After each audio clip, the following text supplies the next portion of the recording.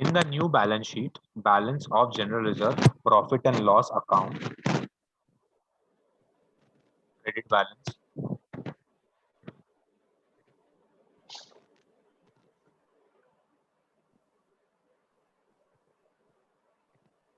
या debit balance,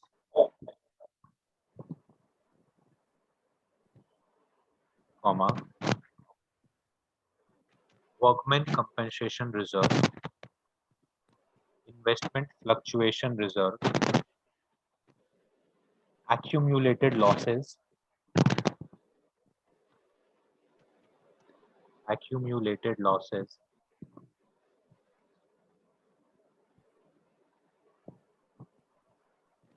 will not be shown. Not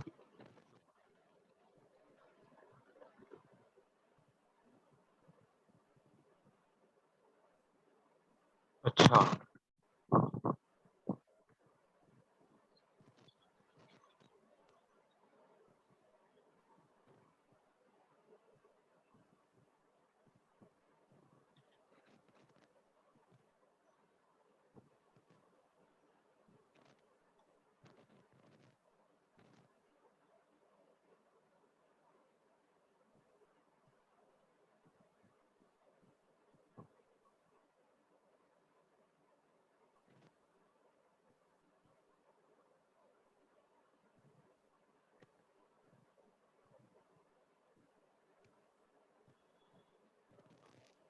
एकदम important entries regarding या फिर treatment regarding entries regarding the reserve and surplus or accumulated losses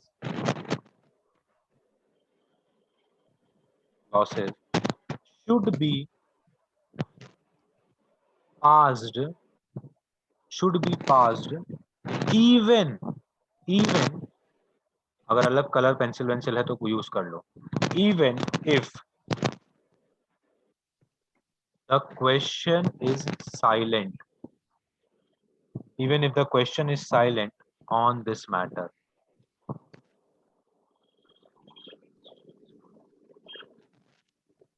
Even if the question is silent on this matter.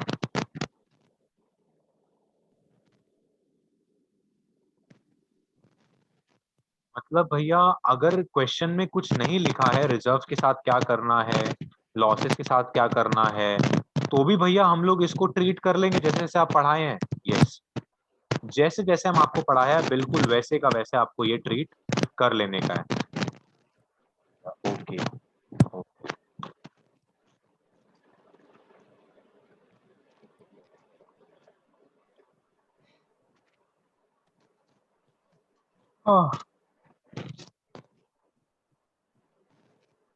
अब भैया क्या होगा,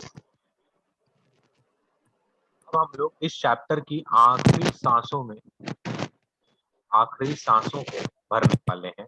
मतलब आखिरी सांसें मतलब भरने का मतलब ये हो गया चैप्टर की कि आपका जो सिलेबस है उसको खत्म करने वाले हैं। ऐसे तो एडजस्टमेंट ऑफ कैपिटल हमारा बाकी रहेगा।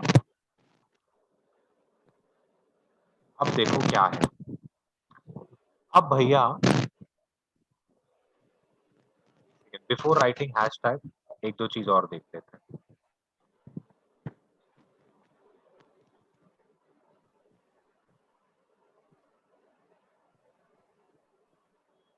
बहुत लिख लिए, हाँ जरा देखो, हम लोगों का इसमें से जो मीनिंग और एडिशन निकल, तो हाँ भैया बार बार मतलब एनपीएसआर हो गया था, ट्रीटमेंट ऑफ गुडविल हो गया था, रीवैल्यूएशन हम लोग कर लिए थे। आपको अगर याद होगा रीवैल्यूएशन में आपको दो चीज बताया था। क्या चीज भैया, हम लोग revaluation of assets and liabilities में दो चीज पढ़े थे जिसमें से एक चीज सिलेबस में नहीं था।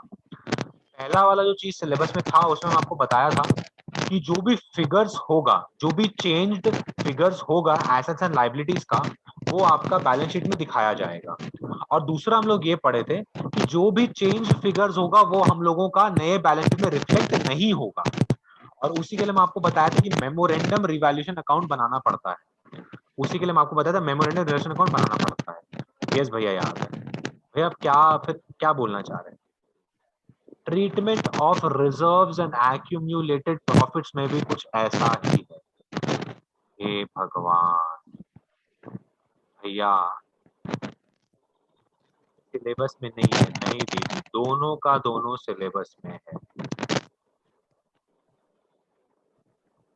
तो भैया टफ होगा, सच्ची बोले तो दोनों ही टफ नहीं है। पहला वाला तो आपको हम पहले ही बता दिया कि कैसे करना है, कौन सा बढ़ेगा क्या घटेगा, जर्नल एंट्री के साथ में सब कर लिए। तो भैया सेकंड वाला तरीका क्या है, वही दीदी हम लोग आज पढ़कर खत्म करने वाले हैं।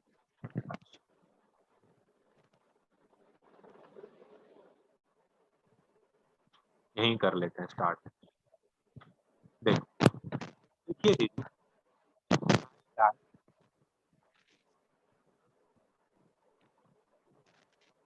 Record the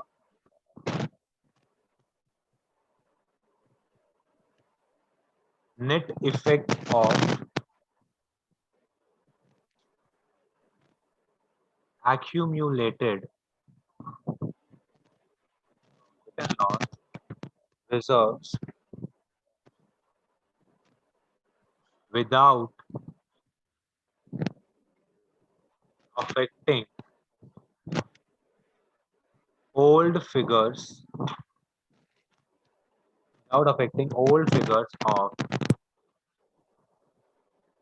accumulated profit and loss या रिजर्व्स। हाँ भैया, ये बिल्कुल वैसा ही लिख दिया आप, नेट इफेक्ट इफेक्ट लिख कर। Yes yes.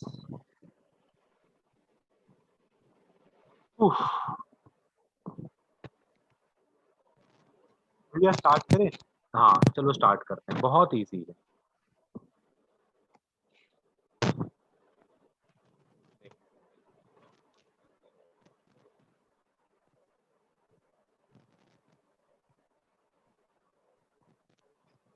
Step one.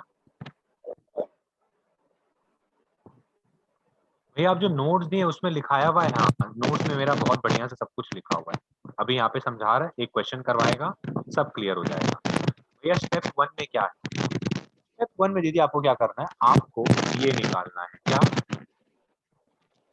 Net effect. कैसे निकलता है भैया? देखिए, कैलकुलेशन ऑफ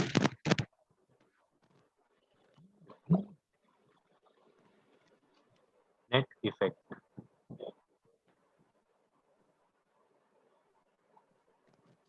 भैया ये कैसे निकालेंगे? सिंपल सा बात है, जितना भी प्रॉफिट्स है, जितना भी रिजर्व्स है, उन सबको पहले जोड़ लो, और जितना भी आपका माइनस करने का आइटम है, एक्यूमुलेटेड लॉसेस है, कोई डेफर्ड रेवेन्यू एक्सपेंडिचर है, प्रीलिमिनरी एक्सपेंसेस है, उन सबको माइनस कर लो। भैया नहीं समझना है आपको, पता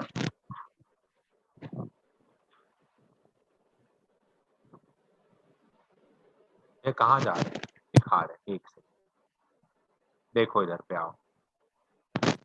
ये जितना भी आइटम है ना, थोड़ा सा हाईलाइट करके दिखा रहे, देखो ये जितना भी आइटम दिख रहा है आपको, है ना, इन सबको जोड़ लो, इन सबको जोड़ लो, और इन सबको माइनस कर लो, इन सबको माइनस कर लो, जो बचकर आएगा नेट इफेक्ट। अच्छा अच्छा, ठीक है भैया, ये तो सिंपल था, नेट इफेक्ट निकल जाएगा इसे। यस भैया, पहले क्या कर रहे थे, पहले जी सबके लिए सेपरेट एंट्री हो रहा था।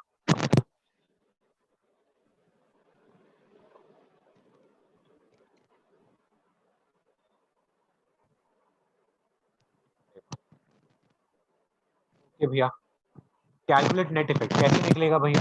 देखो, जितना भी आपका एक्यूम्यूलेटेड, जितना भी आपका एक्यूम्यूलेटेड प्रॉफिट्स है,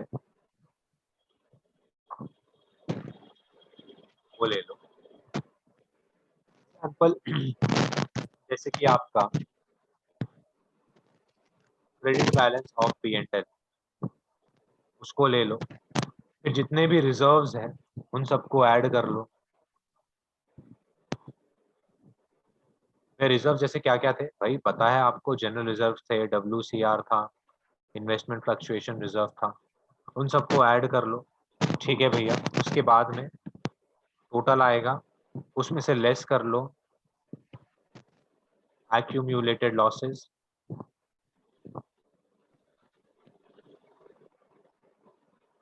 एक्यूम्यूलेटेड लॉसेस भैया, इसका मीनिंग आप बताए थे। Yes, debit balance of P&L था, प्रिलिमिनरी एक्सपेंसेस भी था, एफर्ट रेवेन्यू एक्सपेंडिचर भी था। माइनस करेंगे तो जो बच कर निकलेगा वो हो जाएगा आपका नेट इफेक्ट। ठीक है दीदी, इससे एक अमाउंट मिल जाएगा। इसके बाद क्या करना है भैया? हाँ, ये तो सिंपल सा चीज है भैया, ऐड लेस करने वाला। स्टेप 2, अब क्या करना है? अब देखो, स्टेप 2 में आपको निकालना है calculate calculate sacrifice and gaining ratio. Calculate sacrifice and gaining ratio.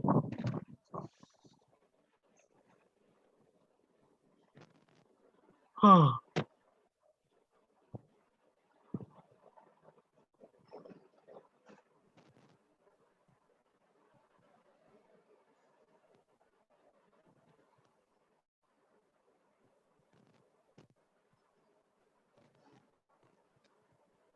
ये कैसे निकलेगा जरा देख लो।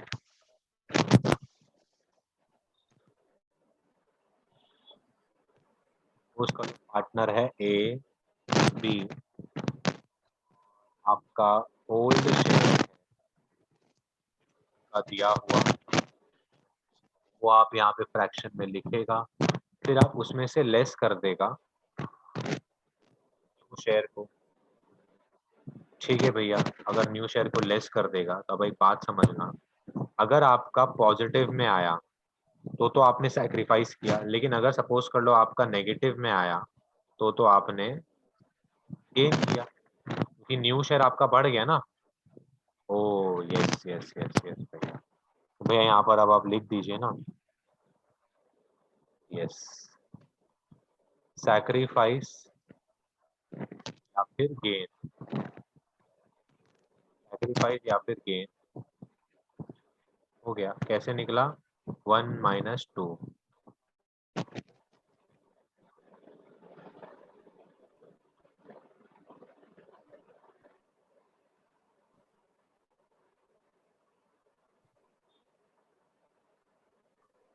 भैया मेरा ना एक सवाल है आपसे, क्या हुआ बोलो? भैया यहाँ पर आप ना A, B लिख रहे हैं, न्यू शेयर लिख रहे हैं, भैया do we have to include the new partner also? सच्ची बोले? यस भैया, एक मिनट, आप न्यू पार्टनर को इंक्लूड कर रहे हैं? यस भैया, एक सेकेंड, आप ये वाला चीज भैया शायद पहले भी बताए थे मेरे को, रीवैल्यूएशन अकाउंट जब बना रहे थे आप, और उसमें जब मेमोरेंडम वाला बात कर रहे थे तब भैया आप तब भी बताए थे, और आप बोले थे कि हम लोग जो सबसे पहले एक रिवॉल्यूशन अकाउंट बनाए हैं, उसमें अगर हमारा प्रॉफिट आया या लॉस आया, उसको हम लोग शेयर करते थे ओल्ड पार्टनर में, और उसके बाद हम लोग वापस से उस प्रॉफिट को रिवर्स करते थे, और वो हमारा रिवर्स करने के बाद लॉस बन जाता था, और उस लॉस को भैया हम लोग सारे पार्टनर्स में बांटते थे, इंक्लूडिंग हमारा नया पार्टनर। हिसाब से यहाँ पर क्या है? यस, उसी के हिसाब से यहाँ पर भी बताएं कि क्या होता है। जो नया पार्टनर आता है ना, तो नया पार्टनर आता है तो बोलता है कि तुम लोग क्या कर रहा है, तो बोलता है हम लोग हमारा प्रॉफिट प्रॉफिट सब कुछ शेयर करके खत्म कर देंगे, और उसके बाद में नया बनाएंगे जब तुम आएगा। तो पता है नया पार्टनर क्या बोलता है? सुनो ना भाई, एडजस्टमेंट कर लो ना, नेट इफेक्ट कर लो, जितना भी होगा बेसिक तेसी पैसा तुम लोग मेरे कैपिटल अकाउंट से एडजस्ट कर लेना। करने के बाद में मेरे कैपिटल या करंट अकाउंट से एडजस्ट करने के बाद में तुम लोग क्या करना, तुम्हारा जो भी आइटम रहेगा ना, रिजर्व का, वर्कमैन कंपेंसेशन का, वो सबका सब तुम्हारा बैलेंस शीट में वैसे का वैसे ही पड़ा रहेगा। उससे होगा क्या, तुम लोग को दिक्कत नहीं होगा मेरे आने पर। ये थिंकिंग रख कर दीदी वो लोग ये काम करता है। लॉजिकल है, बहुत अच्छा है। भैया इससे हम लोगों को सैक्रिफाइसिंग या गेनिंग मिल जाएगा, तो भैया यहाँ पर बट लिख दीजिए ना आप, इंक्लूडिंग न्यू पार्टनर।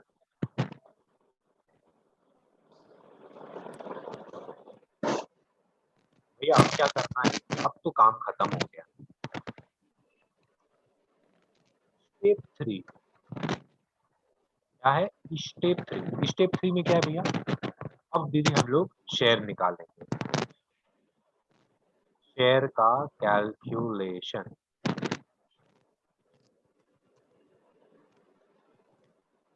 कैसे होगा भैया, आइए देखते हैं।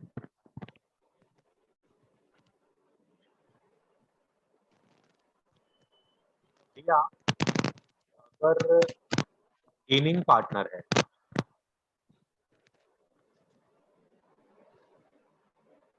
तो भैया उसका शेयर कैसे निकलेगा? सिंपल सा बात है, जो भी नेट इफेक्ट आया था आपका स्टेप 1 में, यस भैया, इनटू कर देंगे जो भी गेनिंग पार्टनर का शेयर गेन कर रहा है वो, शेयर गेन। ये भैया कहाँ से मिला था? स्टेप 2 से।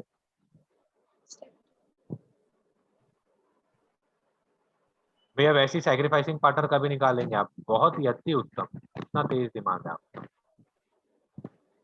Net effect step 1 into share sacrifice.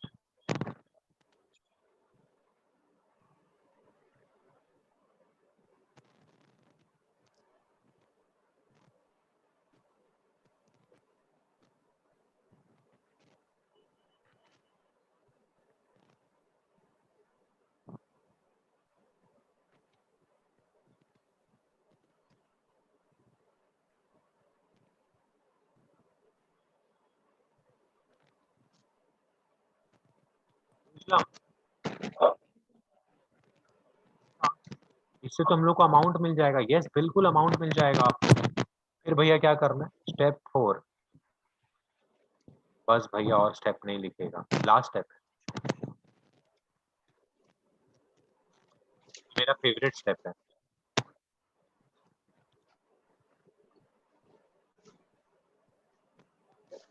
Journal entry. Step 4 journal entry. भैया इसमें जर्नल एंट्री वाला क्या बात है? अरे भाई बहुत इजी है, देखो जब भी आपका जो नेट इफेक्ट आएगा, अगर नेट इफेक्ट आपका पॉजिटिव आया, अगर आपका नेट इफेक्ट पॉजिटिव आया, अब गेनिंग पार्टनर कैपिटल अकाउंट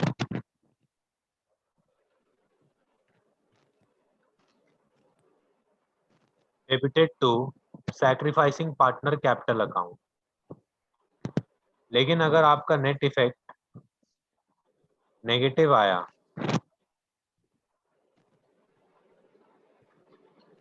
तब भैया हो जाएगा sacrificing partner capital account debited to gaining partner capital account.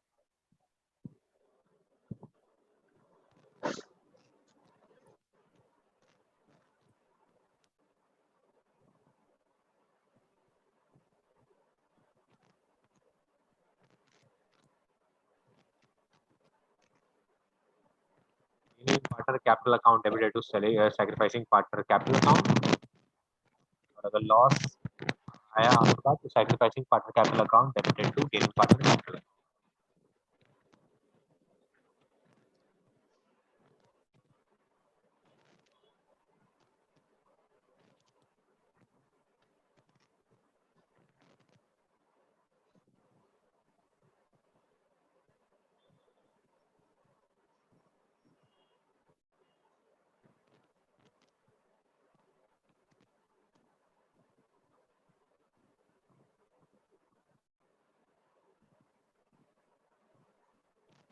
ये लिख लिया, यहाँ तक समझ में आया आपको? क्या ये चीज़ समझ में आया ये सब क्यों हुआ? कि भैया पॉजिटिव के केस में ऐसा हुआ और नेगेटिव के केस में ऐसा उल्टा क्यों हुआ, कुछ आइडिया है?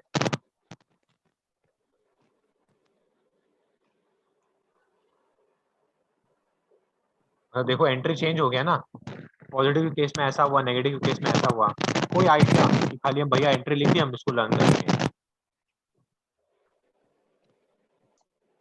समझा पाएगा मेरे को आप?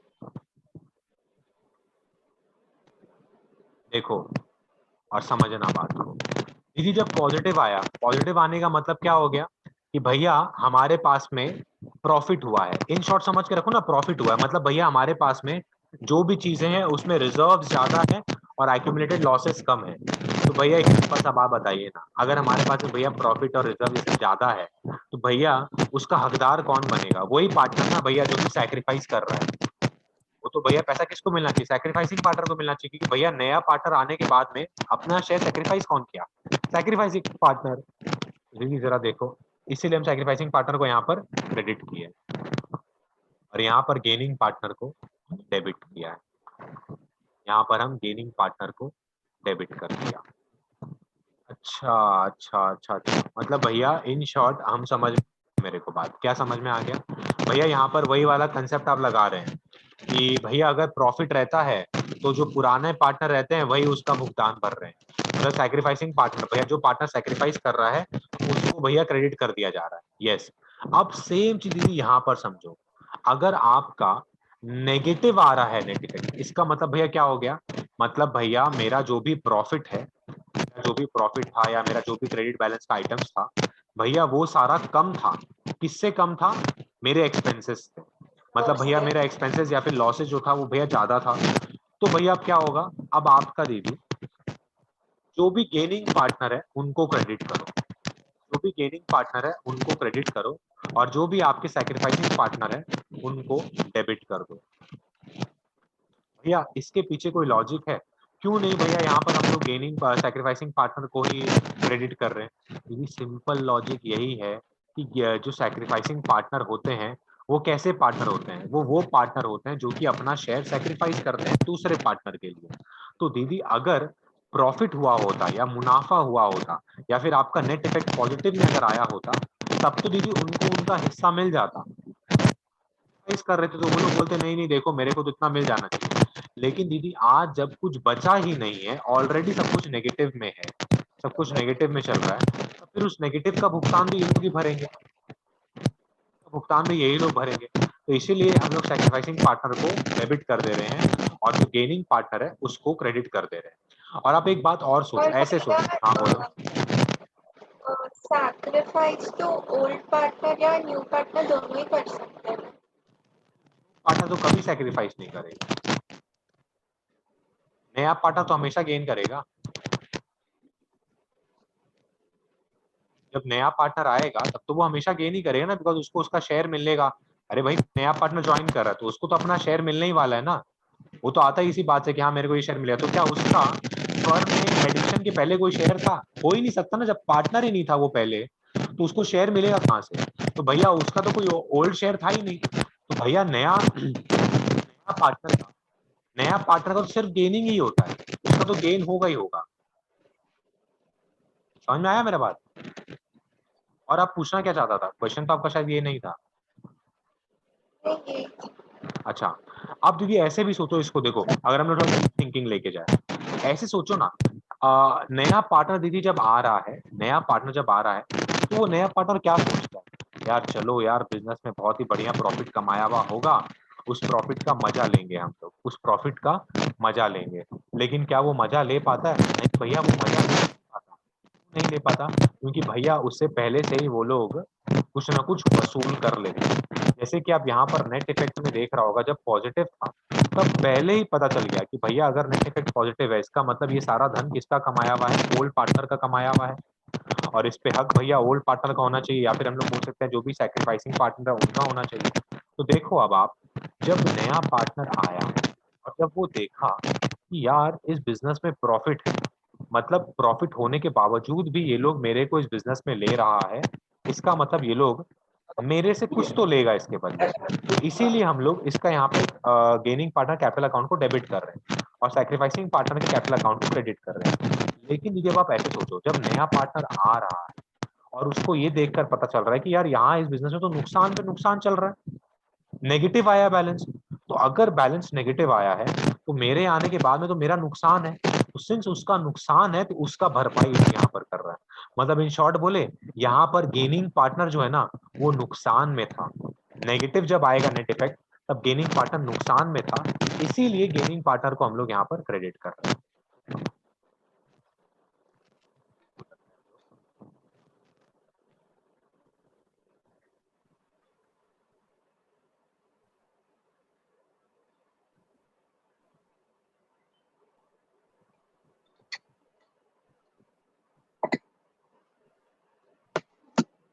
यहाँ गेनिंग नुकसान में है,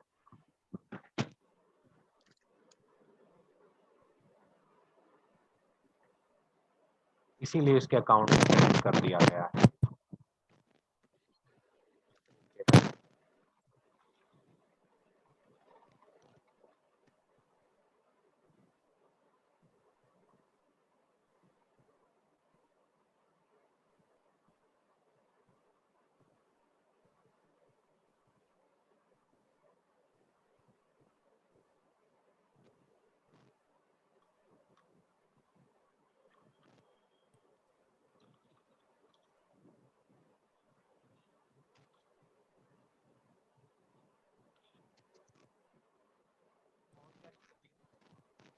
एक चीज और है भैया,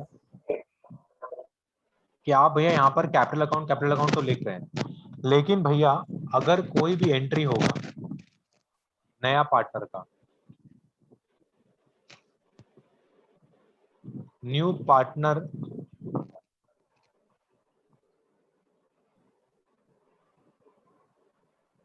पार्टनर का एडजस्टमेंट करंट अकाउंट, ये भैया आप कहीं और पढ़ाए थे। हाँ, हम आपको जब बताया था कि नया partner is unable to bring cash for is premium for goodwill, new partner का एडजस्टमेंट उसके करंट अकाउंट से होगा। यहाँ पर भी ये भैया, या एक तो क्वेश्चन कराएंगे ना तब भैया समझ में आएगा, मेरे को पता है, हम क्वेश्चन ही दे रहे हैं यहाँ से।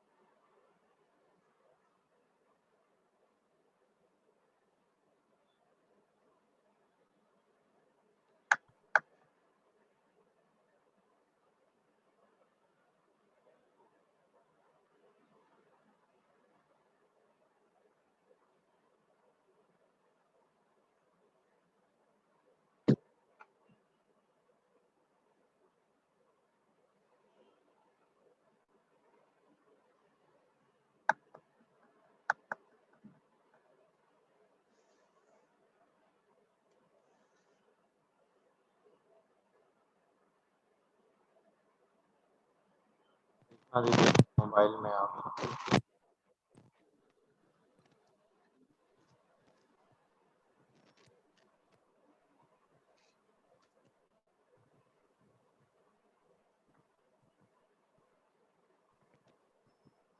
बोला दीजिए मोबाइल आप।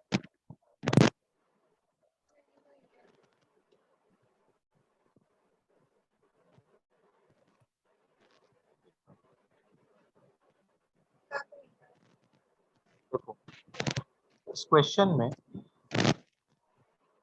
पार्टनर है भैया, दिख रहा है ये तो मेरे को भी, तीनों पार्टनर ब्रेक कर रहा है। देखो अभी ठीक हुआ,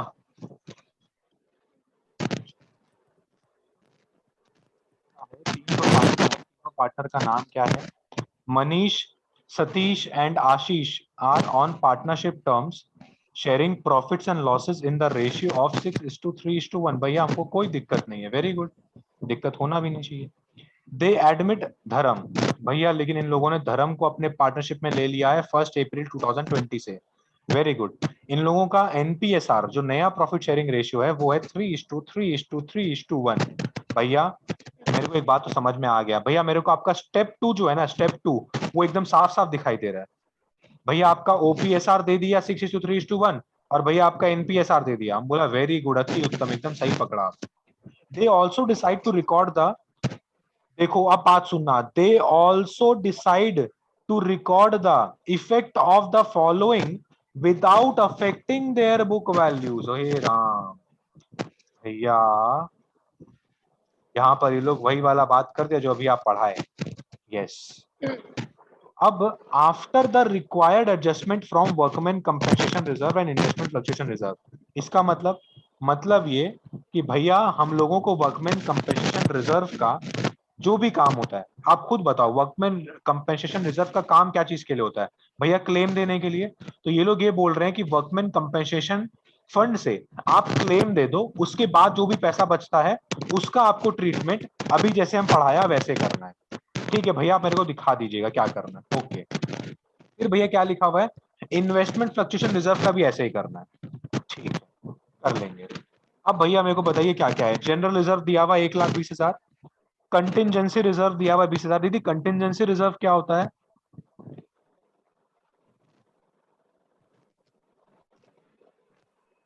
आपको लेकिन मेरा दीदी एक चीज पढ़ाया हुआ था, अगर याद होगा तो। क्या पढ़ाया हुआ था भैया? आप ऐसे हर बार पूछते रहते हैं। कंटिजेंट लायबिलिटी पढ़ाया हुआ नहीं है मेरा? हाँ भैया याद तो आ रहा है कंटिजेंट लायबिलिटी का। यस, तो कंटिजेंट लायबिलिटी में हम आपको क्या पढ़ाया था, याद है?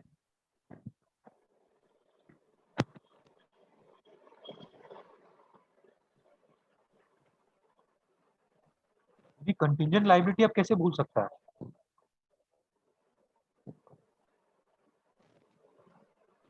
ये ऐसा लायबिलिटी जिसका होना या नहीं होना किसी फ्यूचर के इवेंट पे डिपेंड करता है। जैसे कि हम अगर कोई कोर्ट केस लड़ रहा है और अगर हम कोर्ट केस हार गया तभी मेरा वो लायबिलिटी अराइज होगा। यदि नॉट एक्सपेक्टेड फ्रॉम यू, याद रहना चाहिए था, बहुत बार पढ़ चुके हैं कंटिजेंट एसेट्स एंड लायबिलिटीज, 11 में भी बहुत बार हुआ था। ठीक है भैया, डांटिए मत, नहीं, डांट नहीं रहे, बता रहे कंटिजेंट लायबिलिटी। तो भैया कंटिजेंसी रिजर्व क्या होता है? कंटिजेंसी रिजर्व हो गया अपना पैसा जिसको हम लोग सेट असाइड करके रखे हैं, कहीं फ्यूचर में अगर कोई लॉस हो गया उसको कवर करने के लिए।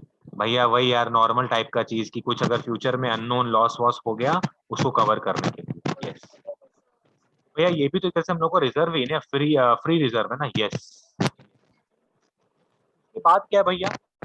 भैया उसके बाद प्रॉफिट एंड लॉस का क्रेडिट बैलेंस है, इसका मतलब भैया प्रॉफिट है 60,000 का। यस, और फिर भैया क्या है? Advertisement suspense account debited 50,000। भैया ये आपका वो डेबिट बैलेंस एक्यूमुलेटेड लॉसेस में आ जाएगा। ओ या भैया, फिर भैया आपका WCR 20,000 और IFR 10,000 रुपया। ओके भैया, भैया एडिशनल इंफॉर्मेशन दे के रखा हुआ है, very good. Claim on account of workman compensation is 10,000, इसका मतलब दीदी भैया जो हमारे पास में रिजर्व है ना 20,000 का, उस 20,000 में से भैया 10,000 तक हम लोग को पहले सेट असाइड करना पड़ेगा। मतलब we have to give adjustments for the workman compensation claim. तो भैया 10,000 पहले से माइनस कर देंगे, जो बचा हुआ 10,000 है भैया उसको यूज करेंगे नेट इफेक्ट निकालने में। Exactly, are you getting my तो पॉइंट? भैया अगर claim is less than workman compensation yes, reserve ना, यस, तो हम लोग को टेंशन नहीं है। ओके भैया, इन्वेस्टमेंट फ्लक्चुएशन रिजर्व भी भैया 10,000 का है। और दीदी जरा रोमन नंबर 2 देखकर मेरे को बताओ तो क्या सिचुएशन है? Book value of investment is 50,000 और market value of investment is 45,000। अब जरा आप ऐड लेस करके खुद समझो कौन सा सिचुएशन में आता है ये। value इतना है 50 ये है 45,000। तो भैया आपका IFR ग्रेटर है IFR किससे ग्रेटर है दीदी? एक मिनट।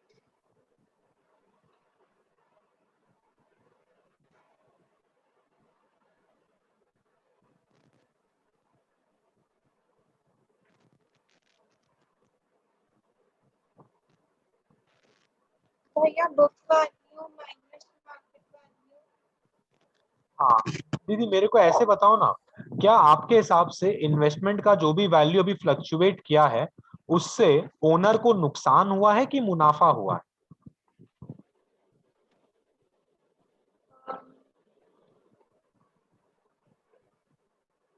देखो बुक वैल्यू कितना है, पहले देखो बुक वैल्यू कितना है भैया। बुक वैल्यू मेरे ख्याल से 50,000 रुपया दिया हुआ है। और भैया मार्केट भैया वैल्यू 40। हाँ बोलो। आई गेस नुकसान हुआ है। यस भैया, बुक वैल्यू अगर आपका 50,000 का है और भैया मार्केट में उसी सामान का दाम 45,000 चल रहा है, आप भैया यही तो बता रहे थे हम लोगों को कि भैया book value is less than, sorry, book value is greater then market value. Book value is greater then market value, तो भैया यहाँ पे नुकसान हो गया। अब दीदी यहाँ पर आपका 3 केसेस निकल कर आता था, मैं आपको बताया था कि आपका जो नुकसान हुआ है वो या तो आपके IFR के इक्वल है, या फिर आपका जो नुकसान हुआ है वो ज्यादा है IFR से, या फिर आपका जो नुकसान हुआ है वो IFR से कम है। यहाँ पर मेरे को ऐसा लग रहा है आपका जो नुकसान है वो 5,000 का है। IFR ज्यादा है। यस, तो इसका मतलब भैया समझ पा रहे हैं आप? हाँ हम तो समझ गया। भैया आपके पास सिर्फ और सिर्फ 5,000 रुपया है बांटने के लिए। एग्जैक्टली। भैया अब काम करना स्टार्ट करें, बहुत देर हो गया बतलाबाजी। ठीक है स्टार्ट कर रहे हैं। आइए अब इसको हम लोग कॉपी में करेंगे सुंदर से।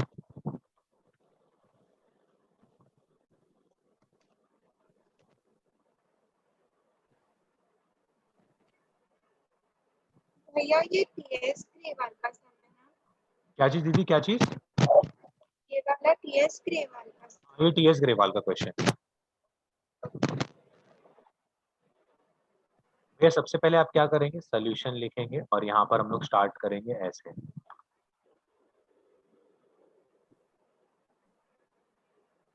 Statement showing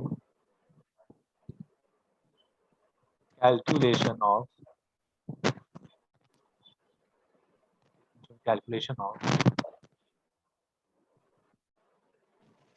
effect of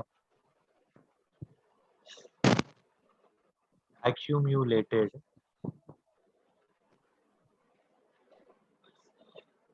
profits, losses and reserves। ठीक है भैया, पर्टिकुलर्स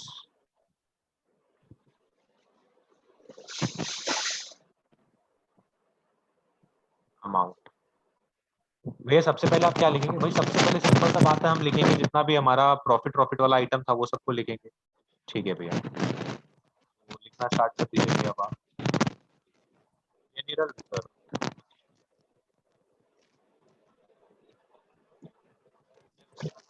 1,20,000। ठीक है, फिर भैया क्या था? कंटिजेंसी रिजर्व कितने रुपए का था? 20,000 रुपए का। फिर क्या था भैया? Profit and loss credit balance कितने रुपए का था भैया? 60,000 रुपए का। क्या था भैया? Advertisement suspense. एडवर्टाइजमेंट को यहाँ पे नहीं लिखेंगे, यहाँ नहीं लिख सकते क्योंकि ये प्रॉफिट का हिस्सा नहीं है, मुनाफा का हिस्सा नहीं है। भैया वर्कमैन कंपनसेशन रिजर्व लिख लीजिए। यस लिखेंगे, लेकिन इससे पहले हम लोग कुछ एडजस्टमेंट्स करना पड़ेगा। 20,000 माइनस 10,000,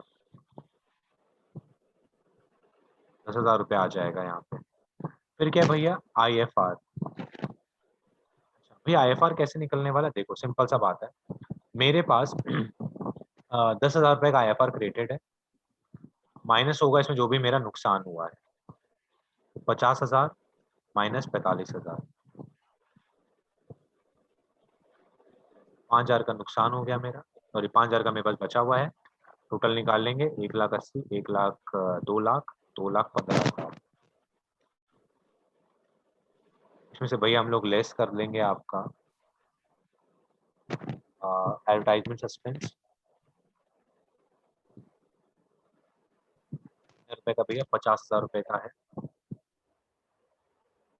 भैया। आपका नेट इफेक्ट बचकर आएगा 1,65,000।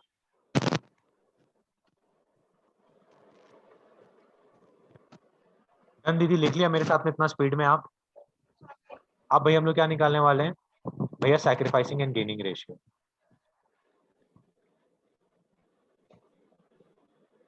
भैया आप श्योर हो गेनिंग रेशियो निकलेगा यहाँ पर? अरे 110%, क्योंकि नया पार्टनर भी तो है ना, तो नया पार्टनर होगा तो सैक्रिफाइसिंग गेनिंग रेशियो निकलना है।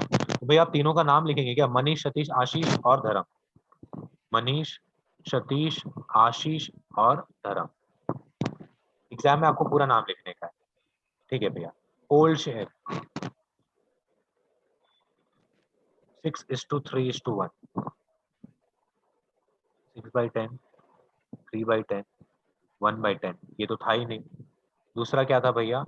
मेरे को याद है 3/10, 3/10, 3/10, 1/10। यस। तो अब भैया क्या निकालने वाले आप जरा देखो आप। 6/10 में से 3/10 जाएगा तो यहाँ पर बचेगा 3/10। ये पूरा का पूरा कैंसिल हो जाएगा मेरे ख्याल से, ये 0 बचेगा यहाँ पर। ये आपका 1/10 यहाँ पर आएगा नेगेटिव, क्योंकि आपको पता है न्यू शेयर हम लोग माइनस कर रहे हैं। ये 1/10 नेगेटिव आएगा और भैया यहाँ पर भी 2/10 नेगेटिव आएगा। यस। और भैया आप मेरे को कुछ बताए थे, क्या बताए थे? कि भैया अगर पॉजिटिव आता है तो उसको हम लोग बोलते हैं सैक्रिफाइस करना, और भैया अगर आपका नेगेटिव आता है तो गेन करना। तो भैया यहाँ पे आप ऐसे लिख दीजिए ना, सैक्रिफाइस और गेन ब्रैकेट में। निकला कैसे? 1 - 2। दीदी I hope you are getting it. Yes. Easy सा ही है, ऐसे तो कुछ खास है नहीं। हाँ, अब भैया क्या निकालने वाले हैं? शेयर। शेयर निकालने वाले हैं, ठीक है भैया निकाल। हाँ, ये यहाँ पर आप किसका निकाल? सबसे पहले मनीष का शेयर।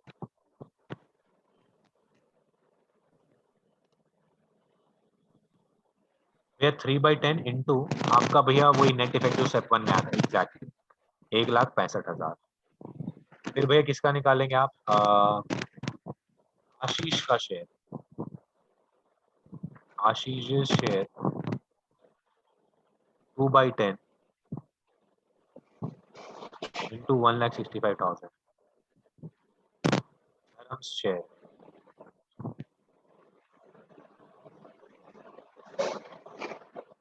1/10 इंटू 1,65,000।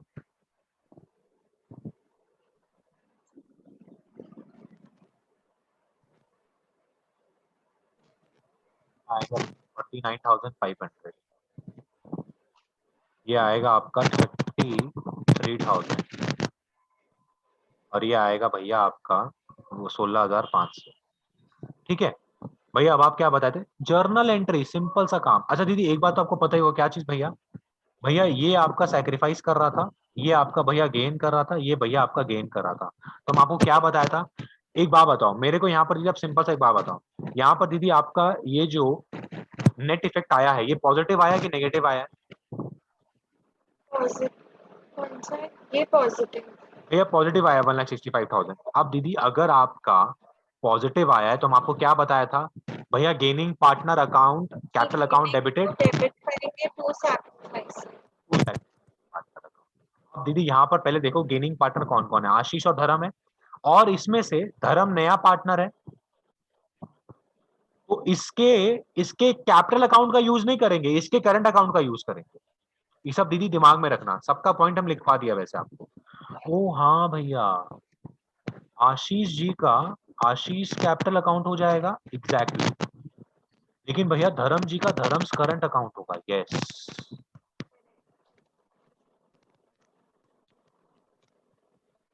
टू हो जाएगा भैया मनीष का शेयर, मनीष कैपिटल अकाउंट। भैया 33,000, 16,500 और भैया ये हो जाएगा 49,500।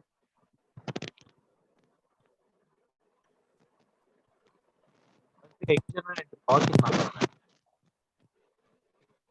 एक बात और बता देता है, जब भी हम लोग इस तरह का चीज करेंगे, मतलब जहां पर हम लोग हमारे इन सब एक्यूमुलेटेड प्रॉफिट्स को, लॉसेस को अगर बुक में सेम रखना चाहते हैं, तब हम लोग का जो भी जनरल एंट्री होगा वो सिर्फ एक ही में हो जाएगा, जिसको हम लोग बोलते हैं सिंगल एंट्री में ही काम को खत्म करते हैं।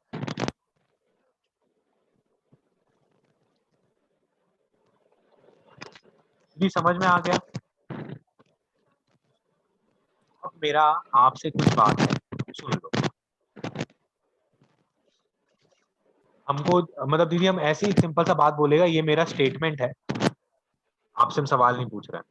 हम लोग दीदी पार्टनरशिप स्टार्ट किए थे एडमिशन, और एडमिशन का दीदी ऐसे ही पहले से स्कूल में स्टूडेंट्स के बीच में बहुत बड़ा ना वो खौफ रहता है कि ऐसा क्वेश्चन है, वैसा क्वेश्चन है, ये है, वो है।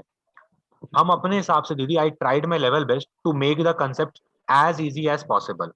और आई होप आपको अब ऐसा याद है कि आप कंसेप्ट को ना कोशिश ये किया करो, रात को सोने जा रहे हो तो पूरा जितना भी पढ़ाया एडमिशन में हम स्टार्टिंग से, भैया मतलब स्टार्टिंग से पार्टनरशिप और पार्टनरशिप फर्म में क्या डिफरेंस है, पार्टनरशिप में एडमिशन क्यों होता है, यहां से सोचा करो। फिर सोचा करो भैया एनपीएसआर में मेरे को 3 तो क्राइटेरिया बताए थे, मेरे को भैया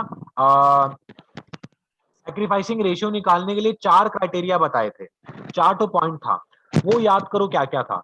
फिर भैया ट्रीटमेंट ऑफ गुडविल बताए थे, 9 पॉइंट्स था। फिर भैया मेरे को reserve and surplus, sorry, revaluation of assets and liabilities बताए थे, उसमें कुछ कुछ चीजें थी वो भैया मेरे को समझाए थे। फिर आप याद करो भैया मेरे को रिजर्व्स एंड सरप्लस का ट्रीटमेंट बताए थे, जो कि हम लोग आज सीख चुके हैं, हम लोग का पूरा खत्म हो चुका है। और दीदी लास्ट टॉपिक जो बचता है जिसको हम लोग बोलते हैं एडजस्टमेंट ऑफ कैपिटल, इसमें 2 पॉइंट और है, बस वही लास्ट टॉपिक है आपका, आपका एडमिशन खत्म। तो ऐसा तो कोई टेंशन वाला चीज था नहीं एडमिशन के अंदर में कि भैया होगा नहीं या टफ था, अपना एडमिशन खत्म हो चुका है। अभी एडजस्टमेंट ऑफ कैपिटल बाकी है, जो कि अच्छा चीज है, जो कि और लॉजिकल चीज है, मजा आएगा उसको करने में। अच्छा भैया उसमें भी बिल्कुल ऐसे ही हम लोग पढ़ेंगे क्या, मतलब जैसे आप पढ़ा रहे हैं बिल्कुल वैसा ही, कुछ भी ऐसा नहीं कि हम लोग मिसलेनियस करके कुछ पढ़ने वाले हैं, जितना टॉपिक लेके वैसे ही पढ़ेंगे। बट भैया क्वेश्चंस करना, क्वेश्चंस करेंगे। अब बचा क्या है, तो भैया रिजर्व एंड सरप्लस के यहाँ तक भैया हम लोग का पूरा सिलेबस कंप्लीट, यस पूरा सिलेबस कंप्लीट आपका एग्जाम के। अब सिर्फ क्वेश्चन है, तो हम आपको एक क्वेश्चन करवाता है।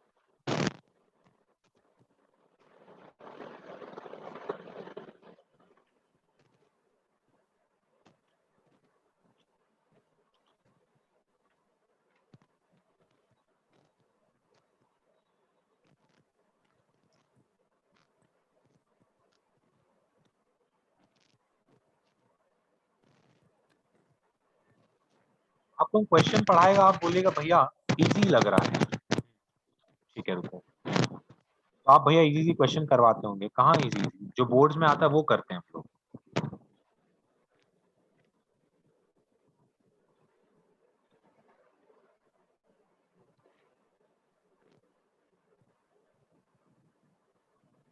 और वैसे भी मेरा एक एग्जाम हो जाए फिर तो आपको सीए लेवल का क्वेश्चन ही करवाएगा,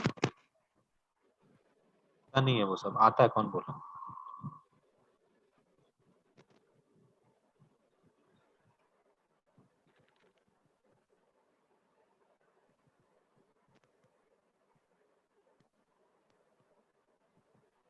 देखो दीदी हम क्वेश्चन भेजे आप।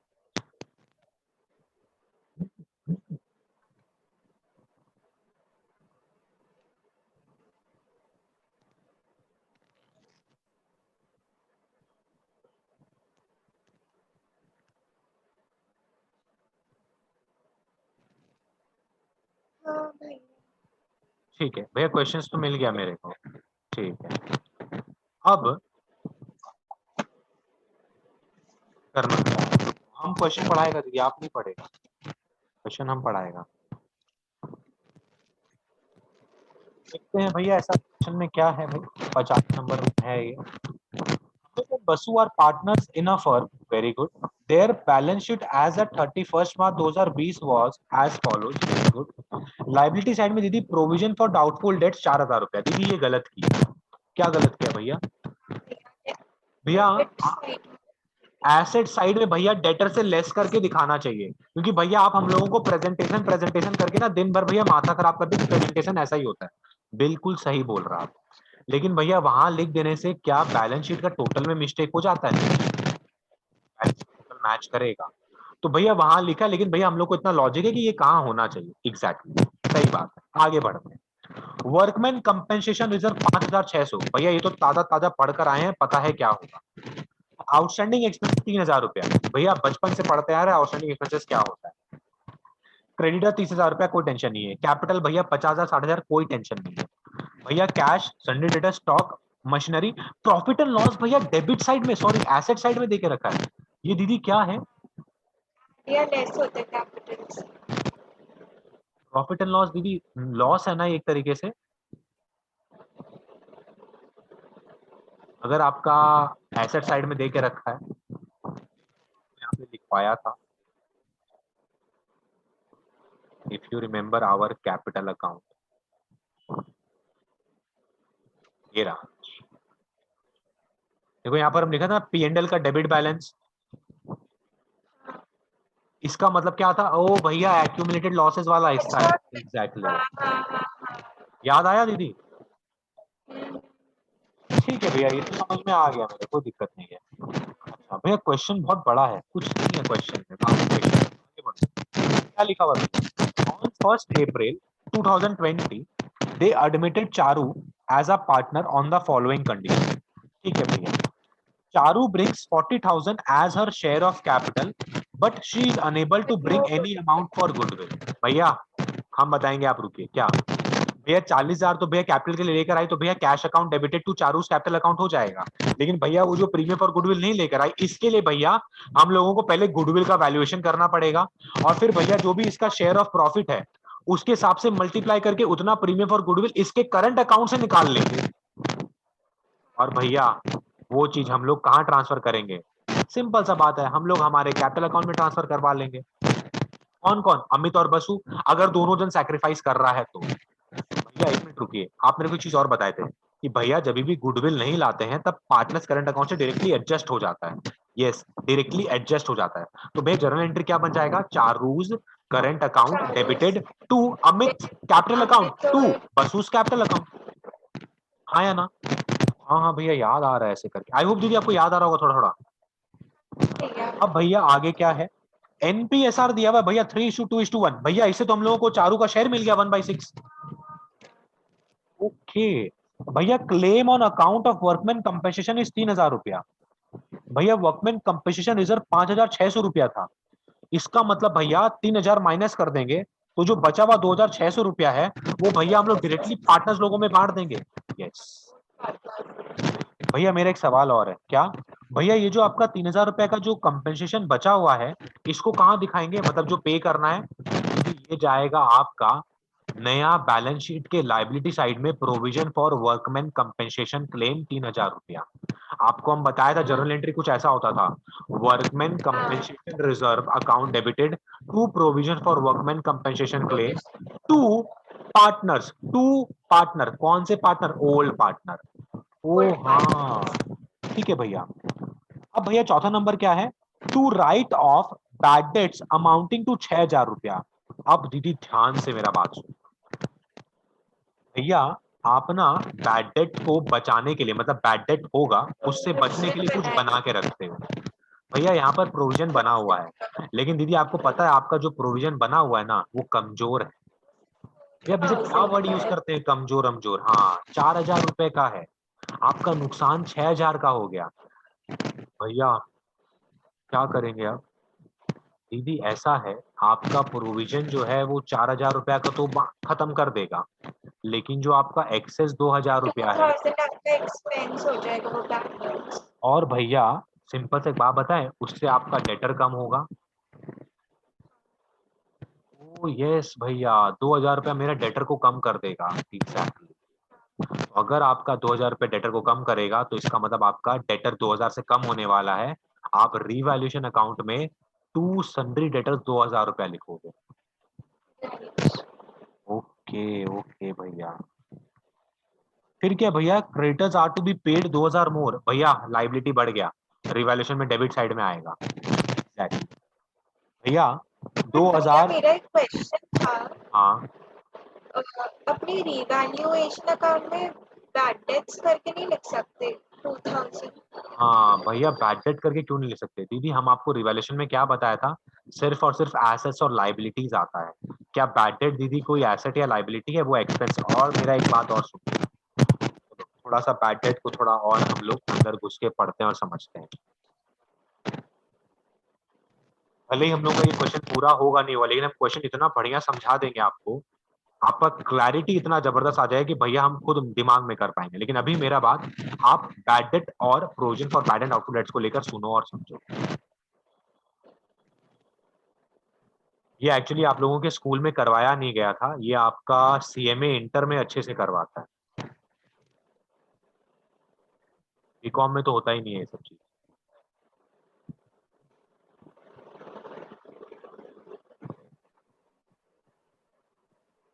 हम लेजर अकाउंट बना रहा है बैड डेट का, provision for bad and doubtful debts का।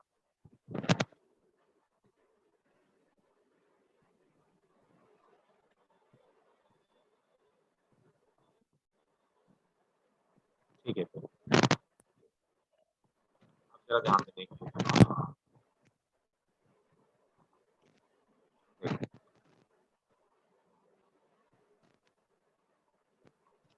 बैड डेट अकाउंट, ये आपका provision for bad and doubtful debts का अकाउंट। भैया मेरा जब भी बैड डेट होता है तो हम लोग नॉर्मली क्या एंट्री पास करते हैं, bad debt account debited to sundry debtors. क्या बात कर रहे हैं? हाँ यही एंट्री पास करते हैं। बहुत ध्यान लिखिए भैया। यस। और भैया फिर हम लोग कहाँ पे लेके जाते हैं इस अमाउंट को, जो भी हम लोग का नुकसान हुआ?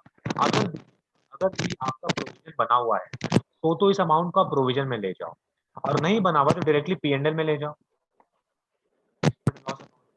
वो हाँ भैया टू बैटेड करके दिखा देंगे एग्जैक्टली। बट यहाँ पर आपका बना हुआ है तो पीबीडीडी लिख दो।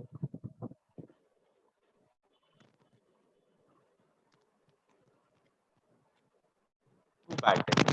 अब मेरा बात समझना, आपका ऑलरेडी पहले ओपनिंग बैलेंस होता है किसी ना किसी प्रोविजन का, इसको आप यहाँ पर दिखाते हो। जैसे कि आपको हम बोलते हैं ना क्रेडिट बैलेंस होता है प्रोविजन का, और क्यों होता है हम ये भी बताया था आपको। होता ही एक तरह से लाइबिलिटी है, आपको इसको ऐसे मीनिंग समझाया कि ऐसा समझो ना, आपका सेव किया हुआ पैसा है, आपका सेव किया हुआ पैसा। बहुत मैंने आपको बताया था प्रोविजन वर्ड का, बाय बैलेंस बीडी, ये लिखे। और भैया बैड डेट को आप यहाँ पर लिखिए। यस। और दीदी हम आपको बताया था हम लोग closing bad debt, sorry closing PBDD यहाँ पे लिखते हैं, बैलेंस। और यहाँ पर हमारा आता है by P and L. P and L तब आता है जब हमारा नुकसान होता है। कभी कभी यहाँ पर भी आ सकता है टू पी एंड एल, जब हमारा old provision is greater than our new bad debt, further bad debt and provision for bad out.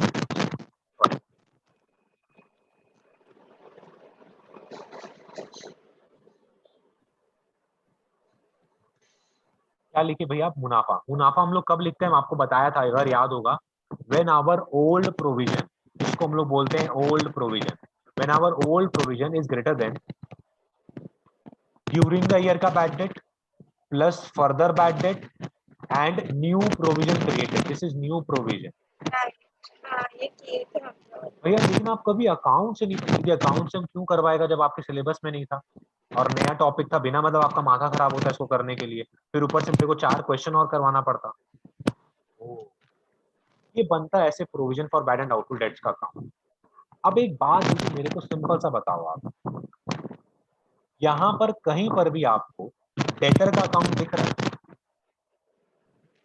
Debtor तो यहाँ नहीं, लेकिन भैया मेरे को यहाँ पर डेटर जरूर दिखाई दे रहा है। ये डेटर तो यहाँ पर है, देखिए आप तो क्या आया हुआ है। भैया बैड डेट का डायरेक्ट रिलेशन हम लोग का डेटर से हो जाता है। यस।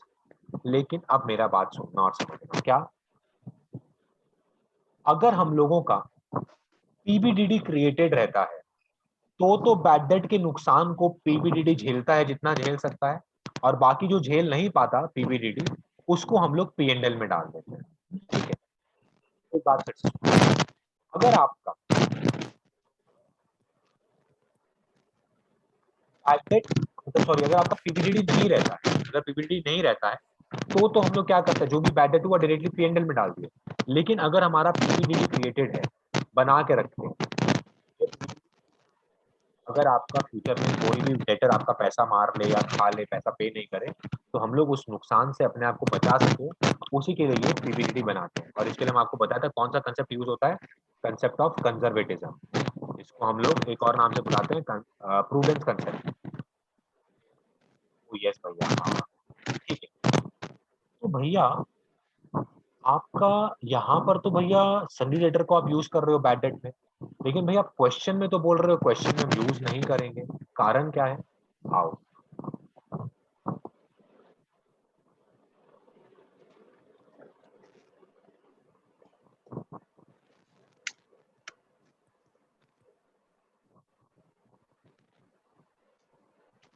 आपका ओल्ड प्रोविजन क्वेश्चन में कितना का दिया हुआ था? 4000।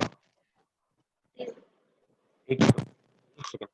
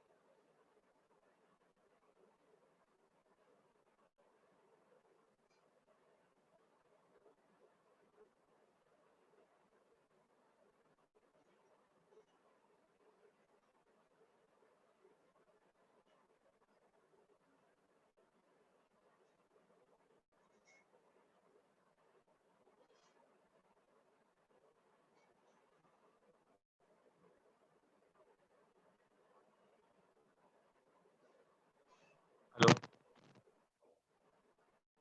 हाँ जी। अपना ओल्ड प्रोविजन कितने का था? 4000 रुपए। और भैया अपना बैड डेट कितने का हो गया? 6000 रुपए का हो गया। ठीक है भैया, अब जब बैड डेट होता है तो अपने एंट्री क्या पास करते हैं? Bad debt account debited to sundry debtor. ये तो ठीक है भैया। लेकिन भैया मेरे पास में प्रोविजन है 4000 का, तो हमको करना क्या है? आप दीदी जरा एंट्री देखिए मेरा। आपको क्रेडिट बैलेंस करके रखता है, लेकिन हमारा प्रोविजन यूज हो जाएगा तो प्रोविजन का डेबिट हो जाएगा। Provision for bad and doubtful debts, ये आपको पता ना डेबिट क्यों हो रहा है? बिकॉज आपका provision for bad and doubtful debts खत्म हो रहा है। आपको पता है अगर provision for bad and doubtful debts पैसा रहता है तो उसका क्रेडिट बैलेंस रहता है, लेकिन अगर उस पैसे को यूज कर लेंगे हम लोग तो वो कम हो जाएगा, खत्म हो जाएगा। Account debited to to bad debt. ठीक है भैया, आप ये लिख लिए, ठीक है। अब मेरा बात जरा ध्यान से, एक मिनट।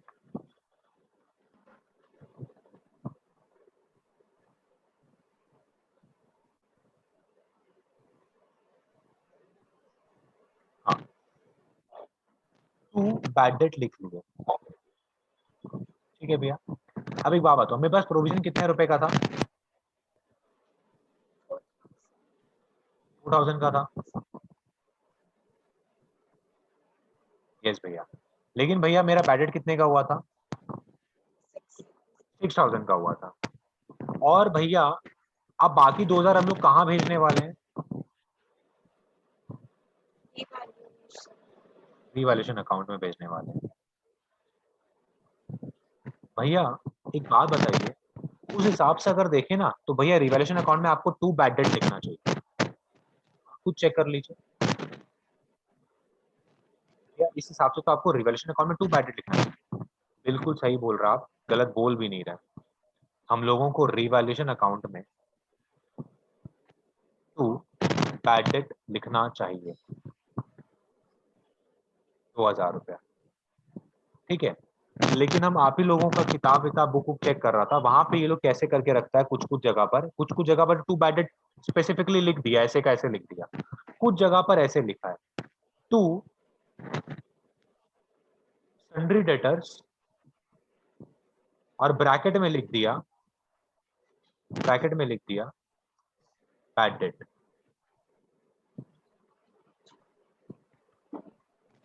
हाँ भैया, ब्रैकेट में बैड डेट लिख दिया ऐसे करके, यस। और फिर भैया अमाउंट लिख दिया क्या, 2000 का, यस। ये लोग ऐसे फिर ब्रैकेट में जाकर अमाउंट लिख दिया। तो भैया फिर क्या लिखना?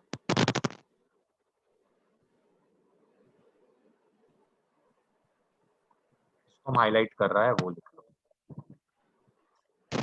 और स्कूल में कुछ क्वेश्चंस हुआ था दीदी, अगर आपको याद है तो?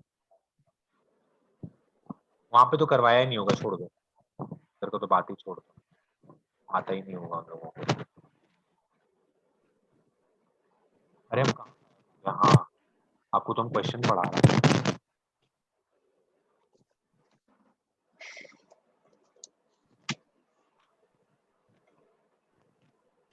हाँ तो भैया आपका 2000 रुपया, सॉरी क्रेडिटर्स को 2000 रुपया ज्यादा पे करना है, तो भैया लाइबिलिटी बढ़ गया, तो रिवैल्यूएशन के डेबिट साइड में आएगा।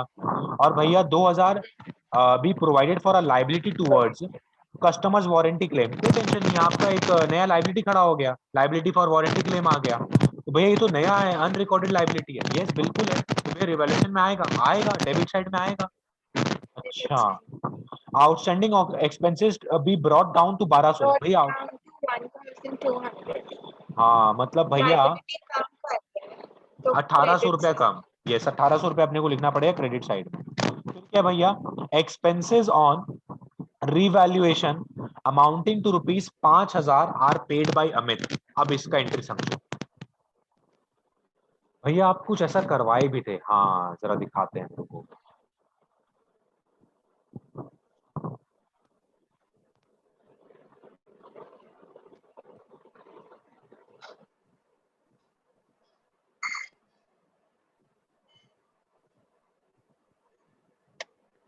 यहाँ तो नहीं, लेकिन हाँ हम आपको जो वो भेजा था मेरा नोट्स उसमें था, कोई नहीं, मैं आपको बता दूंगा।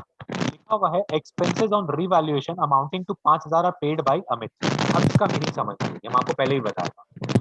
हम आपको बताया था कि अगर अपने को रिवैल्यूएशन करवाना है अपने एसेट्स का, लाइबिलिटीज का, जैसे लाइबिलिटीज का रीअसेसमेंट होता है, तो उसको हम लोग ऐसे ही नहीं करवाते हैं, किसी प्रॉपर वैल्यूअर को बुलाते हैं।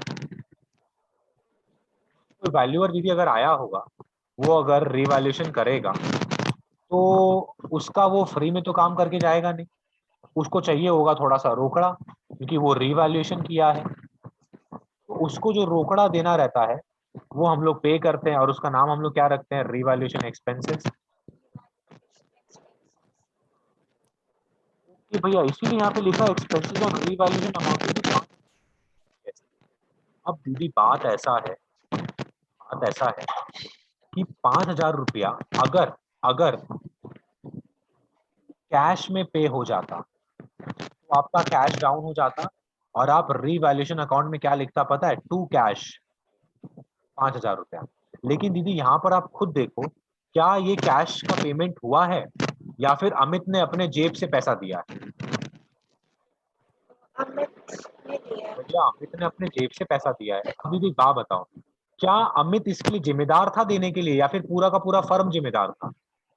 पूरा पूरा पूरा फर्म था भैया, पूरे फर्म का रिवैल्यूएशन हो रहा है।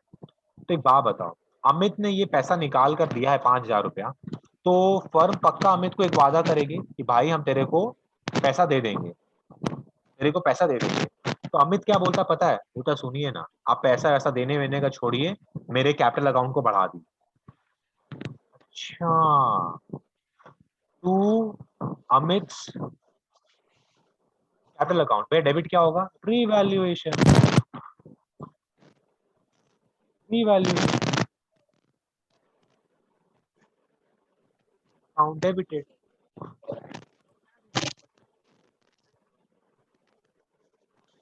हाँ भैया ये तो लॉजिकल लग भी रहा है थोड़ा। फिर क्या है? Out of the amount of insurance which was debited entirely to profit and loss account last year, 5,000 be carried forward as unexpired insurance। unexpired insurance क्या होता था यार?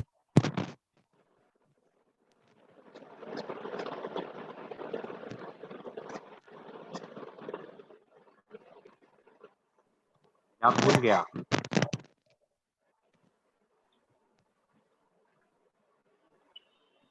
भैया आप क्या पूछे? हम पूछ रहे आपसे कि अनएक्सपायर्ड इंश्योरेंस क्या होता है, याद है? हाँ, भैया बिजनेस को स्टार्ट करते हैं तो कुछ खर्चे होते हैं। नहीं, अनएक्सपायर्ड इंश्योरेंस वर्ड का मीनिंग हो गया प्रीपेड इंश्योरेंस। प्रीपेड इंश्योरेंस, देखो यहाँ पे लिखा हुआ है ना, out of the amount of insurance which was debited entirely to profit and loss account, मतलब जो भी पूरा का पूरा अमाउंट हम लोगों ने प्रॉफिट एंड लॉस अकाउंट के डेबिट साइड में लिखा था, उसमें से 5,000 रुपया हम लोगों को, 5,000 रुपया हम लोगों को आने वाले साल के लिए रखना था। मतलब भैया हम लोग प्रीपे कर दिए, यस। तो भैया 5,000 रुपया हमारा क्या है? हमारा एसेट है, हमारा एसेट है। तो मतलब भैया हमारा एक नया एसेट खड़ा हो गया। Exactly exactly। तो भैया रिवैल्यूएशन अकाउंट में जाएगा। Exactly exactly। बात समझ में आ रहा है? ओके। और भैया 10th नंबर में क्या है? 10th नंबर में दीदी आपको गुडविल का वैल्यूएशन करने के लिए बोला है। आप मेरे को 10th नंबर को पढ़ के गुडविल का वैल्यूएशन करके दो, अमाउंट कितना आएगा बताओ फटाफट। गुडविल इज वैल्यू दैट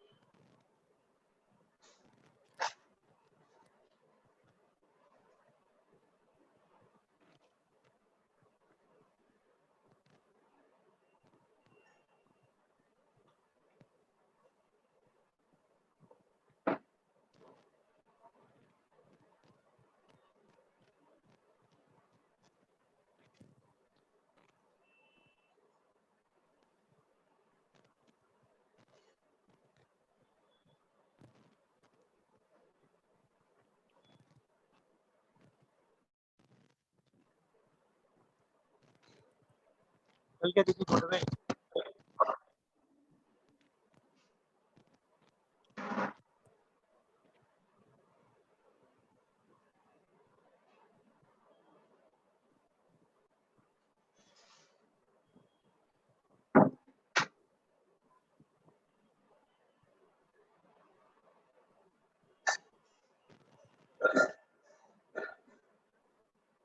हाँ भैया।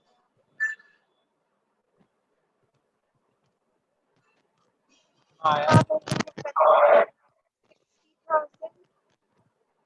कितना है 60,000। 60,000 बोला 60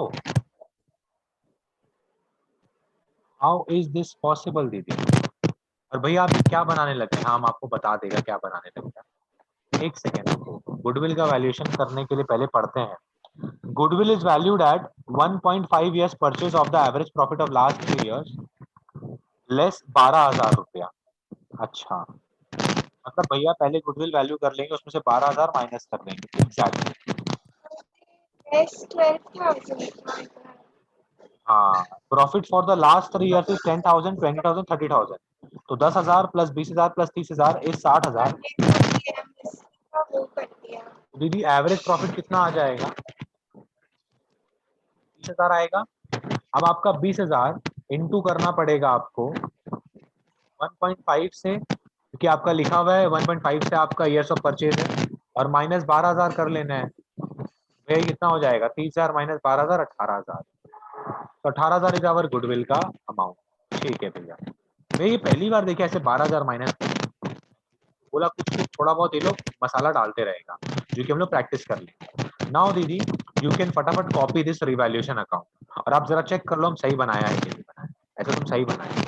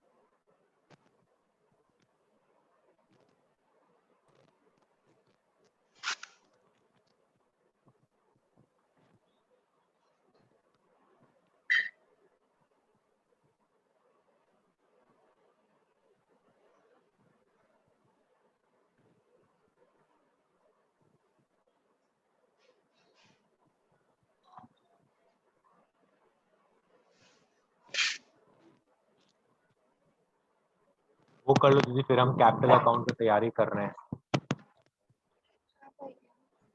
हो जाए तो मेरे को बोलना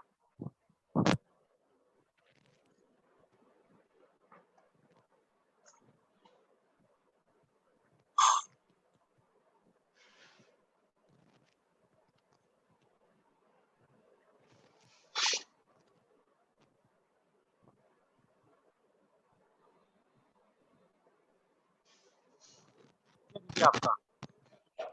हाँ भैया।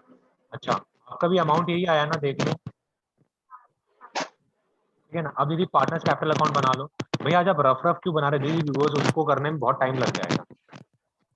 कोई क्वेश्चन पूरा कंप्लीट ही करते हैं ना हम लोग, आपको बैलेंस शीट बनाकर दिखाई देता है।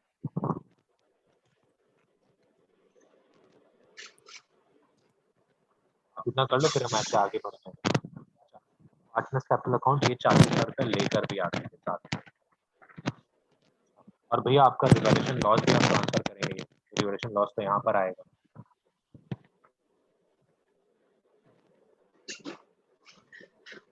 इक्कीस सौ।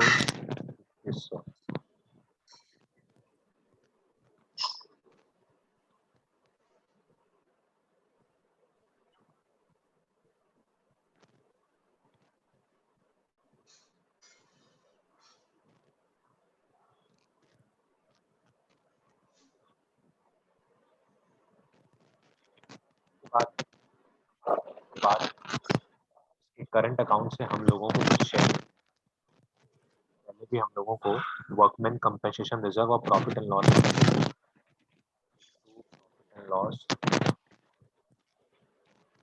2000 और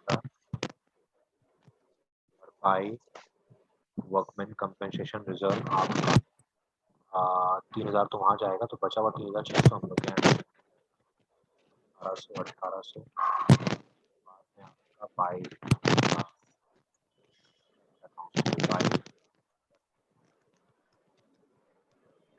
हमारे पास भी पैसा मिल जाएगा और बी को मिलेगा।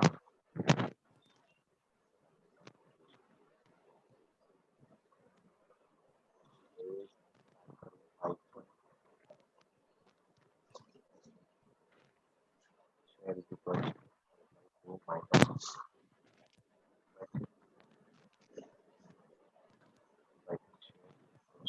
by 2 minus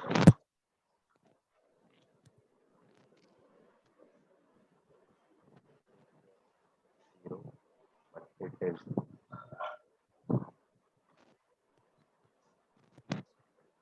only C has sacrificed. He has sacrificed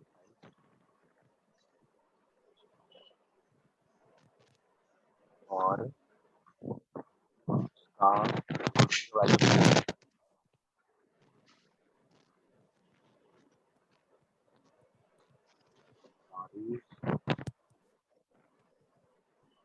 share of goodwill equals to 1/6। तो अपने आप कर रहा है ना मेरे ख्याल से। क्या भैया? अब अपने आप कर रहा है ना मेरे ख्याल से। ठीक है दीदी, कोई बात नहीं।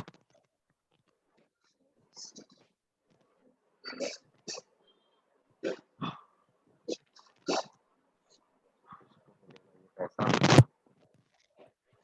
जो किया है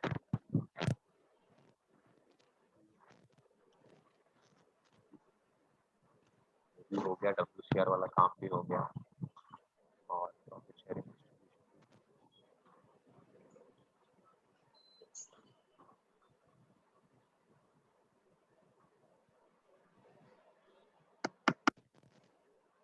वैल्यूएशन करके अमित के अकाउंट में पैसा भी आएगा किया था।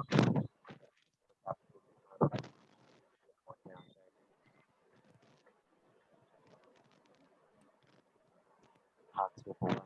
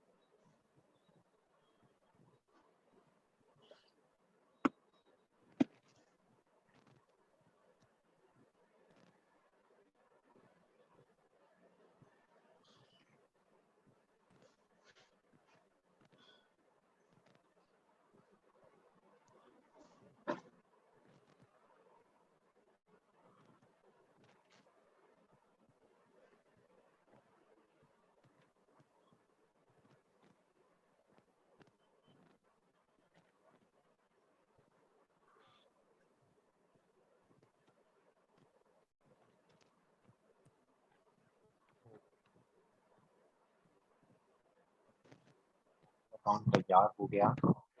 अब बैलेंस शीट का तैयारी चल रहा है। लायबिलिटी,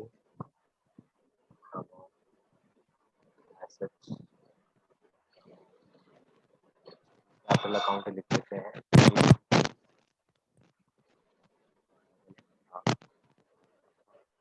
52,000,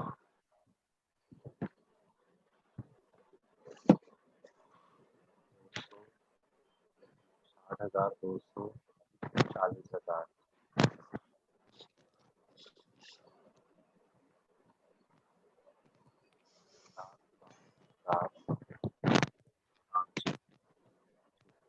ये सभी क्रेडिटर्स के साथ में आप क्या किए थे? सभी क्रेडिटर्स का 30,000 रुपये था।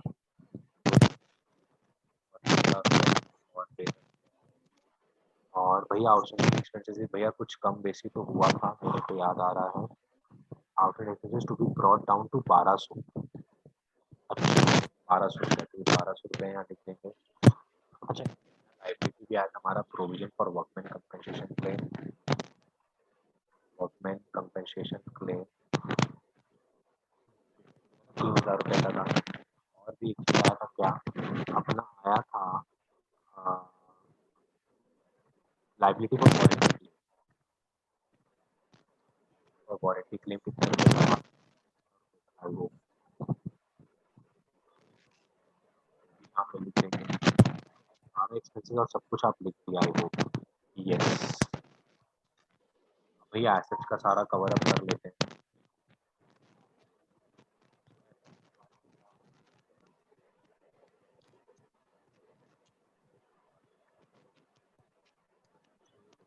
हजार 600 का 600 ही पड़ा रहेगा, कुछ भी नहीं हुआ है।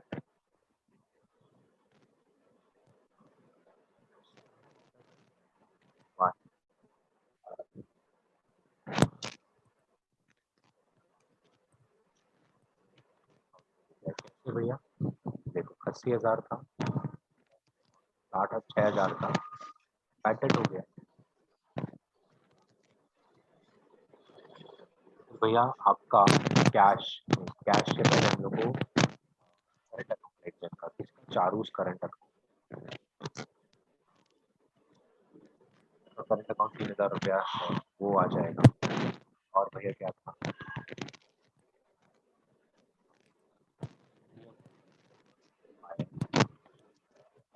बोल सकते हैं प्रीपेड,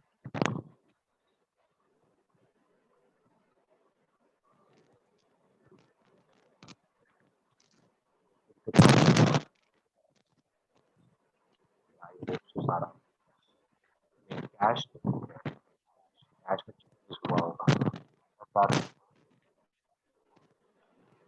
लेकर आया 40,000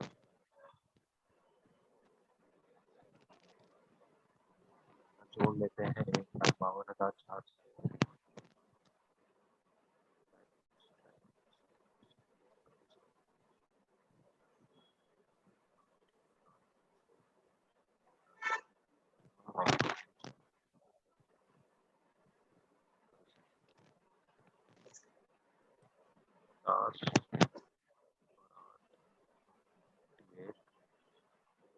एट और 20, 38, 1,52,000, 1,52,000 और 1,90,000 और 1,90,000।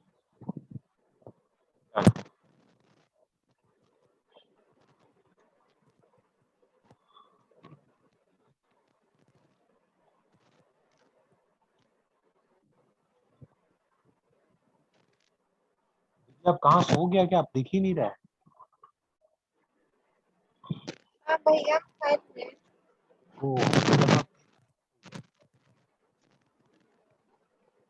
बैलेंस शीट ही बना रहा है क्या? हाँ भैया। आपको करेक्ट हो गया था? हाँ भैया। चलो तब ठीक है।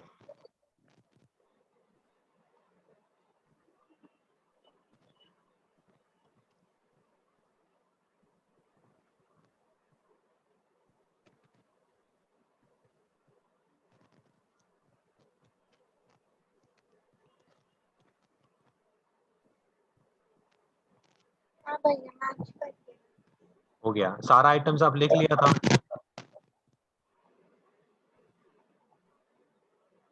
एसेट साइड चेक कर लो एक बार।